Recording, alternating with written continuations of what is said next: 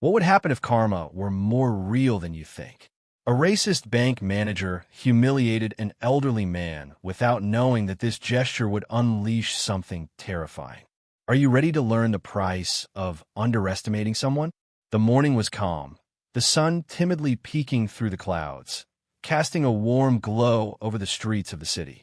On the sidewalk, a 72-year-old man walked slowly, with his back slightly hunched but his gaze steady and serene. His steps were not fast, but they were firm.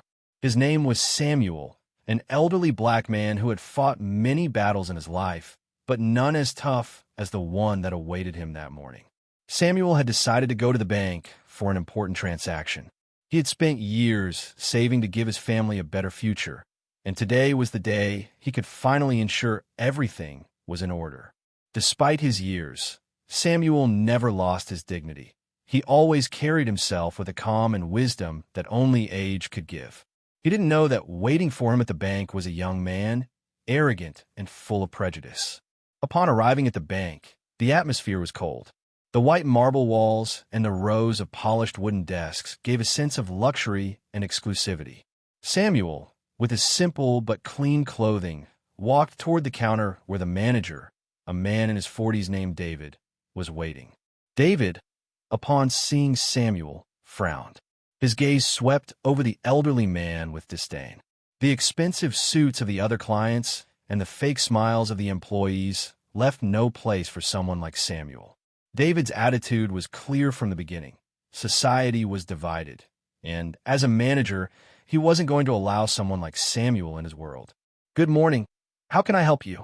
David asked, but the coldness in his tone made it clear that he wasn't expecting a polite response. Samuel, with a soft smile, replied, "Good morning, young man. I'm here to make an important transaction. I need to make a deposit and ensure that my account is in order." David looked at the form Samuel handed him. "Is this your deposit?" he asked, raising an eyebrow. "I don't think you quite understand how things work here. I'll need a more complete verification of your information." Samuel, not getting upset, nodded. "I know, son. I've been coming here for years. I just want to do things right." But David wasn't interested in listening. With a dismissive gesture, he pointed to a small table in the corner of the office, where a young, nervous employee began reviewing the papers. "Go there. I don't have time to deal with people like you. We're busy with real clients." The humiliation was palpable. The murmurs of nearby employees who had noticed the scene made Samuel feel even smaller. However, he didn't move. His gaze remained fixed on David, a gaze that wasn't filled with anger, but with serenity and wisdom. Samuel's calmness contrasted with the arrogant attitude of the manager. As he walked toward the verification table, Samuel murmured to himself, "Patience is the virtue of the wise, but we all reap what we sow." David, not listening to Samuel's words, continued with his work, dismissing the elderly man. "Get rid of the bad mood. We don't have time for your stories," David said without looking at Samuel, knowing that his position of power made him invulnerable. What David didn't know was that Samuel was no ordinary elderly man. Samuel had lived a life that many could only imagine in dreams, a life that combined experience, magic, and spirituality. Samuel hadn't just lived. He had learned to master the ancient arts of witchcraft, an art he inherited from his grandmother, a wise and powerful woman. Samuel was a witch, and in that moment, when David showed him contempt and humiliated him without thinking, karma began to move. Samuel had felt the arrogance in the air, something that deeply touched him. He closed his eyes for a moment, as the murmurs of conversations and the sounds of the bank faded around him. In his mind, he focused on the cycle of life and justice. The energy of nature began to surround him, and with a gentle movement of his hand, he emitted a small, subtle vibration, one that only someone with his wisdom could understand. What happened next was as quick as it was unstoppable. A heavy air began to fill the room. The atmosphere in the bank shifted, and the sunlight that entered through the windows seemed to dim. David didn't notice the immediate change, but something made him shiver. A strange sense of unease wrapped around him.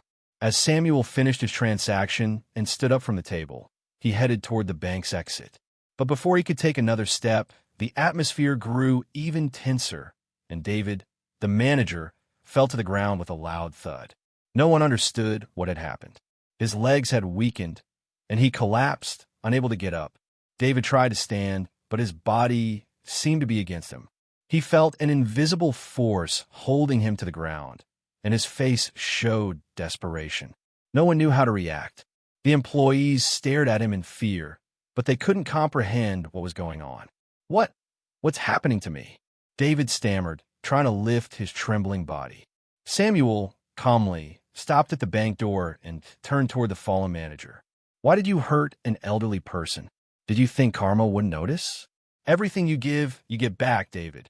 David looked at Samuel, confused, but then a bitter laugh escaped his mouth.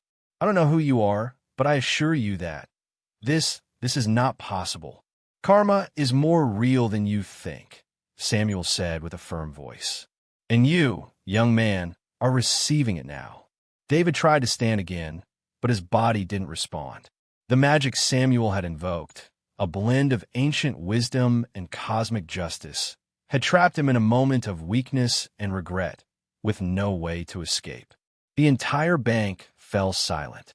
The employees didn't know how to react, but they all knew something strange, something powerful had occurred.